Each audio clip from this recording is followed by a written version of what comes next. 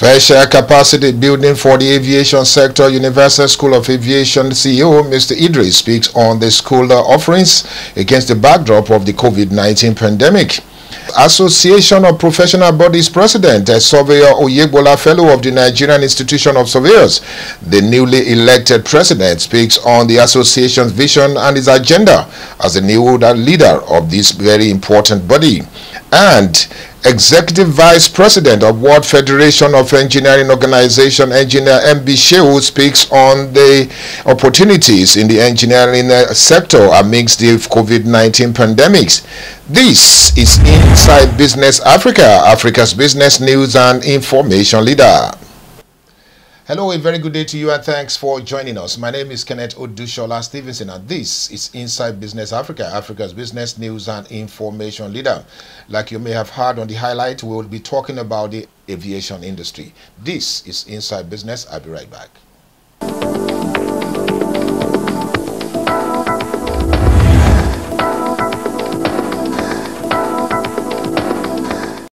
Welcome back. You're still Inside Business Africa, Africa's business news and information leader. Thanks for staying with us. Indeed, the aviation sector was one of the badly hit, especially even up to now, during this very, very dangerous pandemic.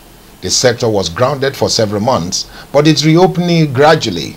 But then, what about capacity building? What has happened since the closure of the borders across the world, and especially in terms of what the pilots, the cabin crews, and what they've been educating themselves about in terms of going back to work, especially with the new normal?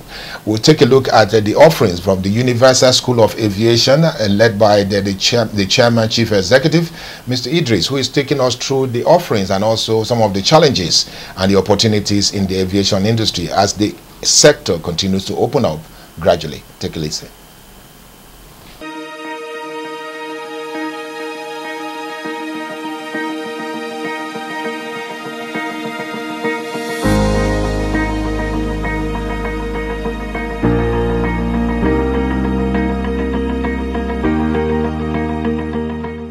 Pandemic has really come to change certain things, and the training sector are looking inward to see how best we can continue our service, while meeting up with the standard of the NCDC in Nigeria as a case study, or the situation that we have found ourselves. So one of the things that the Civil Aviation Authority, that is the Nigeria Civil Aviation Authority, is looking at doing in the case of Nigeria is to see some courses that can be taken virtually.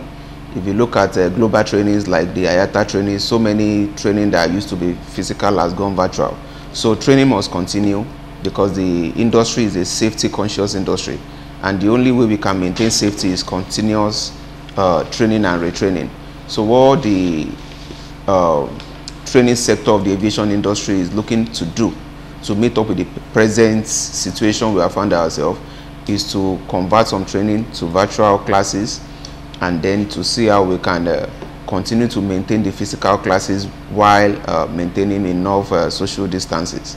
So an instance is the case of a cabin crew course, whereby you must be in class, you must take practicals. So what the school is doing, or what the industry as a whole is doing, is to make sure we put precautions in place to make sure that students are safe and instructors are also safe.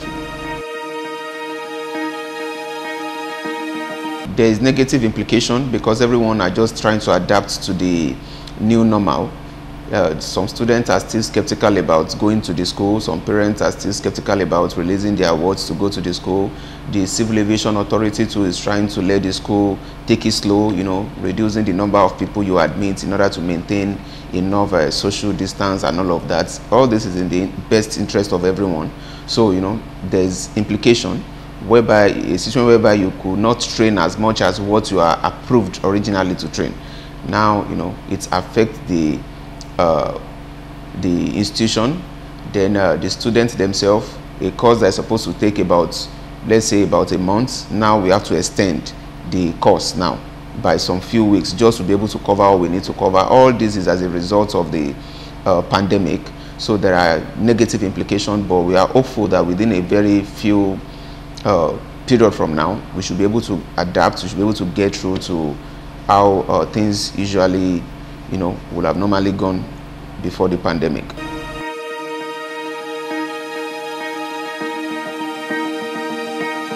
Every school, I believe, we have their own unique force. But as for Universal, I think we have our way of doing our things. We believe the focus should be more on the students. So when you put focus on the student, definitely, the student will continue to be your #1 marketing tool. So we have been doing that. All our interest has always been on students. All our focus has always been on students. So I think that has been helping, and I think that should be the major thing that has been putting USA above.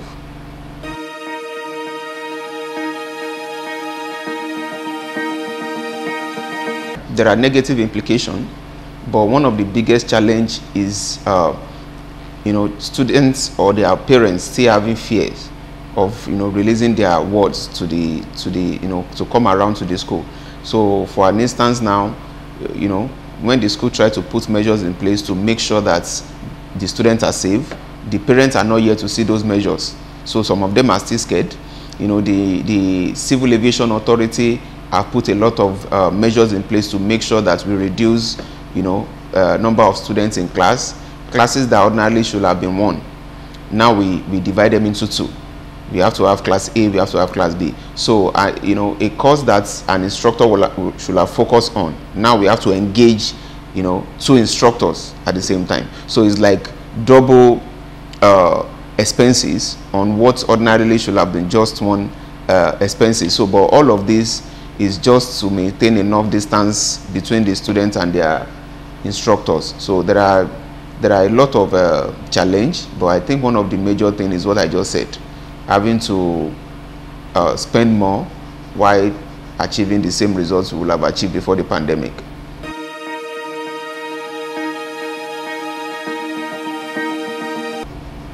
That's one of the challenges that come with the pandemic.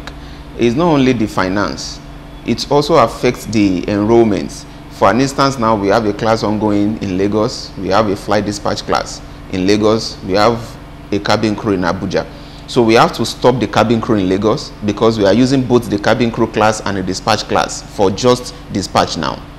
And in Abuja too, we are using both the cabin crew class and the dispatch class for the cabin crew there. So we have to pause dispatch in Abuja and we have to pause cabin crew in Lagos.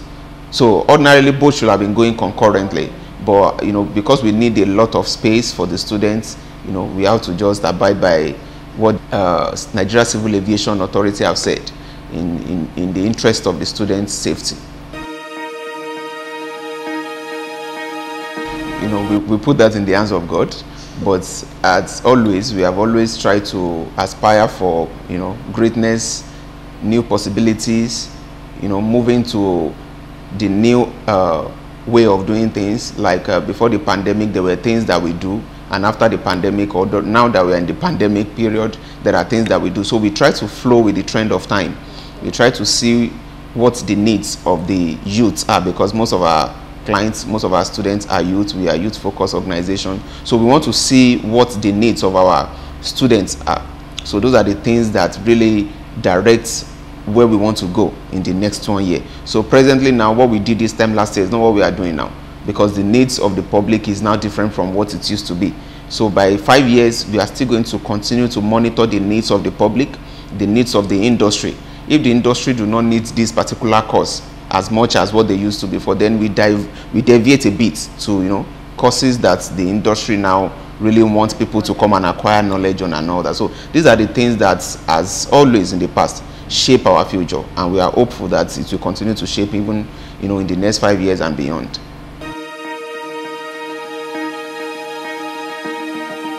Yes, so our prospective students, USA is open.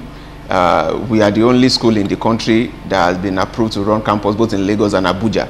So our prospective students can decide to run their course in Lagos, they can decide to run their course in Abuja.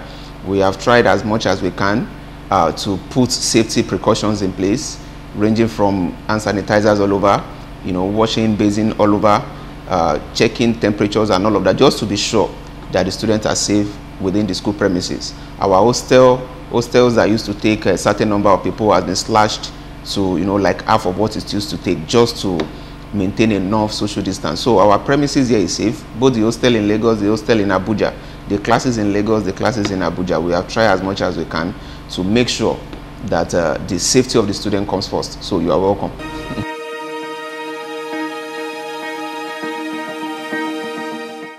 There you have it, a very important Q&A with the Managing Director, Chief Executive of Universal School of Aviation in Nigeria. They call it USA. It's a very important organization indeed. As the aviation sector continues to reopen, this organization is actually providing the needed service and the needed capacity for the industry, especially in this new normal. When we come back, right after this commercial break, we'll talk about the Association of Professional Bodies of Nigeria with a charter to foster growth in the industry in the various sectors of the nation's economy and profession.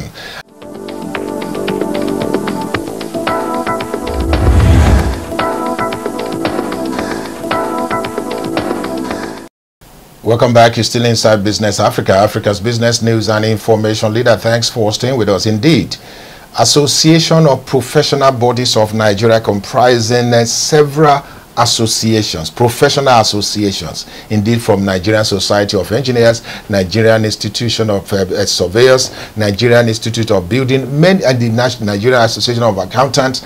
Many of the professional bodies in Nigeria came together several years ago to form what they call Association of Professional Bodies of Nigeria with a charter to foster growth in the industry in the various sectors of the nation's economy and profession. Indeed, the current president, Surveyor Oyegbola, a fellow of the Nigerian Institution of Surveyors, has been speaking on his agenda and the importance of this association in Nigeria.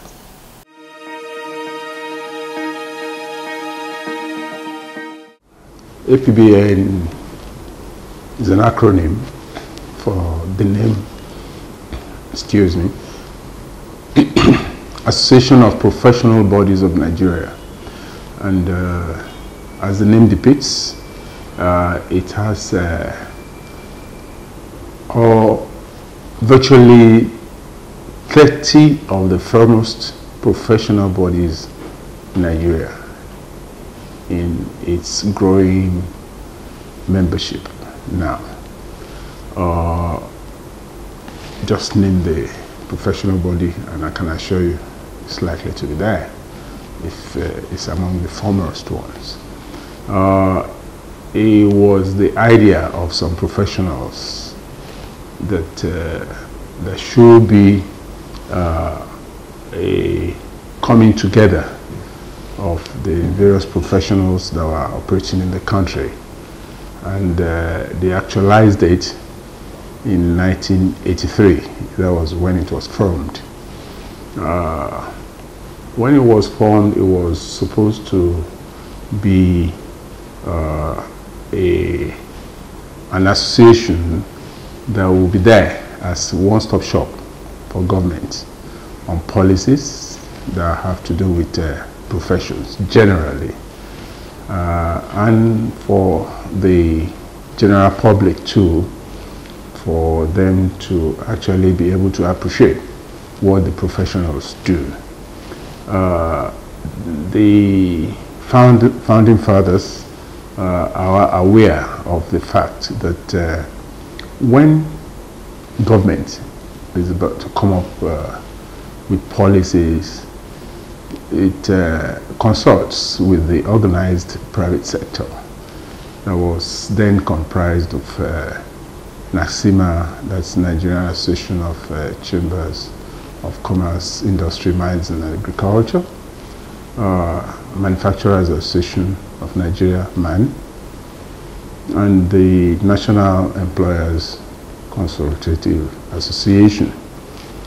And they felt that whereas we know that we still have professionals in those bodies, but their interests, for instance, in the Chamber of Commerce will be as businessmen, and those who are in maybe NECA or MAN will be as manufacturers and those who are utilizing the services of professionals as employers.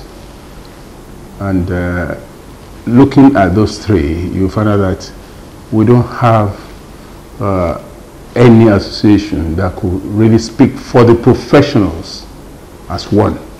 And that was why they formed Association of Professional Bodies of Nigeria, to be part of the organized private sector of our economy, so that when there are issues that have to do with professionalism and the professional practice per se in the country, they could be of relevance and be able to have an input in shaping such policies. That had gone for some time, and it took about 9 years. It wasn't until 1992 that APBN was recognized by the government as a member of the organized private sector. And since then, it's really tried as much as possible to be up to its responsibilities, both to the government and to the public, as it were. And here we are today.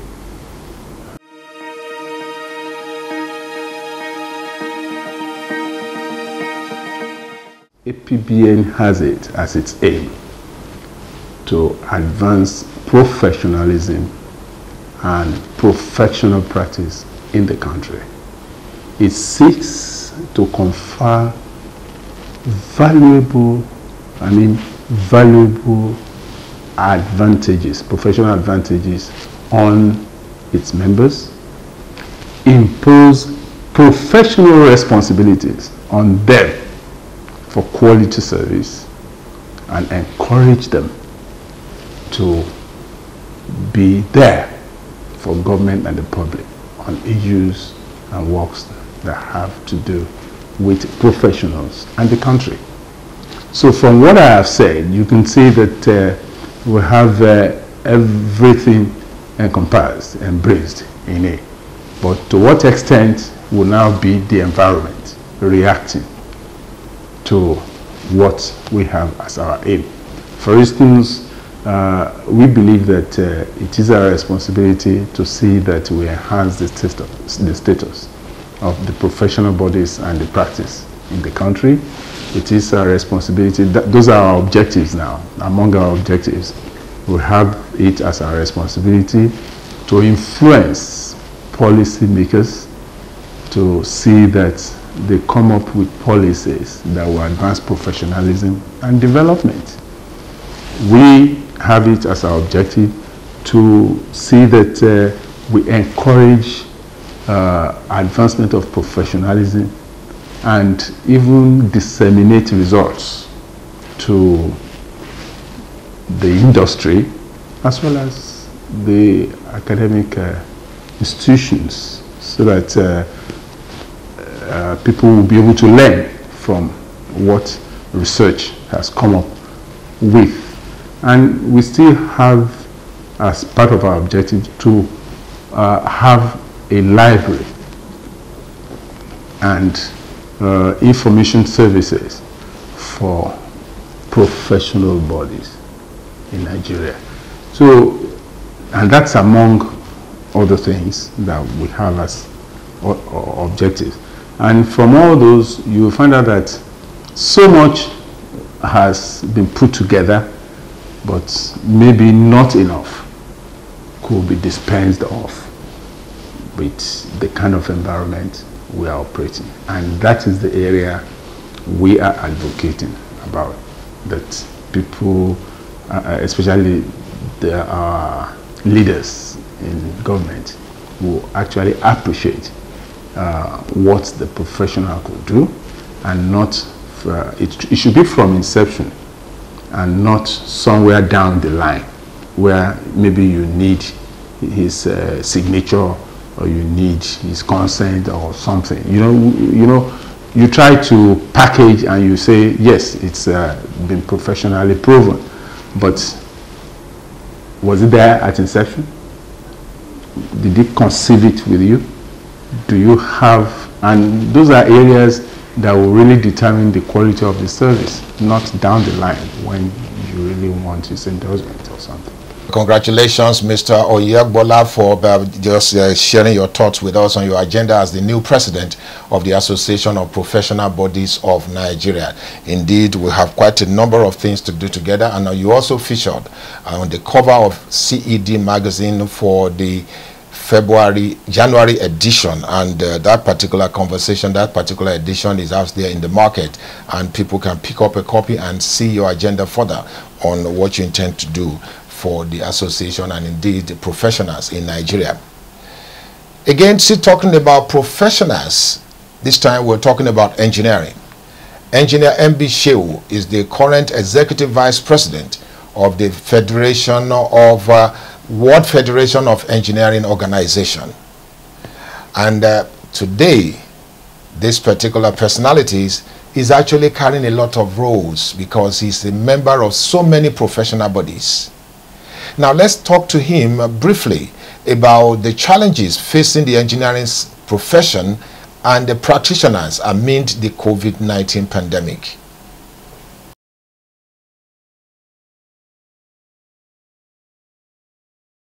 Well, to be honest, as far as the issue of infrastructure is concerned,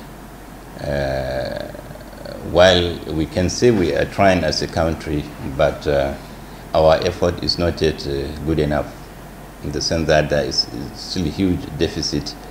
You know, if you talk of water supply to residential areas, water supply to commercial areas, and even water supply to industrial areas. So on the issue of roads, we are all witnesses to, you know, the state of the roads in the country. While there are so many policies and programs, you know, geared towards putting the roads in order, but still much more is yet to be done. You understand, we need to do quite more. Just this morning, one of my staff traveled to Bidda, you know, for a project meeting, and the meeting is to be held tomorrow, but he has to go today. And ordinarily, the time he will take, you know, to go to Bidda, you know, now will be twice what he should take if the roads were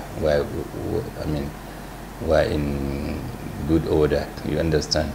So the road from here to Mina is really, you know, very, very, very bad, and the road from Mina to Bidda also. And there is even a road which bypasses Mina straight to Bidda, which ordinarily speaking, I mean, it should be shorter, you understand, but it is terribly bad. So you dare not even go, you know, through that route. There is also a factor of the rehabilitation going on and the renewal of the roads going on. So there's a lot of diversions. But even beside that, there are so many places that you really wonder why, I mean, how we are continuously in this problem. So while a lot of effort is being put, but really we all know that we need to have very drastic measures in place to make sure that these roads are, you know, in good shape.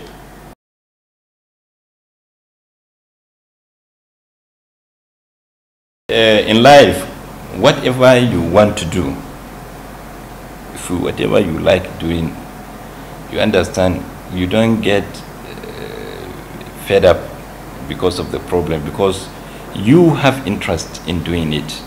Whatever job you get, you try to do it very well, try to please your clients, try to satisfy them, you understand, and uphold high sense of, you know, ethical behavior in the way you do you discharge your assignment, and let the client see very clearly that you are, you know, you are plain, you are transparent, you are ethical, you understand. So once they see that you have displayed reasonable measure of, you know, competence and ethical behavior, then there's high likelihood that he keeps patronizing you. You understand? So the secret is being dogged, being, you know, resilient, you know, being, you know, you have to persevere the hardships, you understand, and then keep doing what is good, and, you know, maintain good relationship with anybody that comes across you, you understand. And through that, you see that you will survive it. And that is, I think, what has made us to survive. And of course, you have to pray. As a Muslim, I believe also in prayer. You have to work hard first, but not just to say you are praying, but you are not working hard. No, I don't believe in that. Well, indeed, it's been a very important package of Inside Business for today, and I wish we have more time to actually explore the opportunities and several sectors of the nation's economy. Don't forget, next week we'll be back with our very important special sectoral report on the agriculture sector, countdown to AgriCorp 2021, the second in this series. It's been Kenneth Odushola Stevenson presenting Inside Business Africa. Before I go, let me inform you that by Friday will be World Engineering Day, which will be the 4th of March. The whole world, the engineers across the globe will be celebrating. On the 5th, on the 6th of March, CED Magazine will be hosting a very important webinar on the sustainable cities, the role of engineers in Africa.